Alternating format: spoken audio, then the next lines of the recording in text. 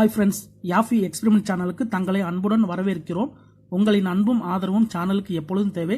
So please subscribe and support our channel. இன்னைக்கான experiment ரொம்ப simple தான். ஒரு சோடா மாவு, டெய்லி ஜிந்தா கிராப்ஸ் ஜூஸு, அதோட ஒரு மெந்தோஸ்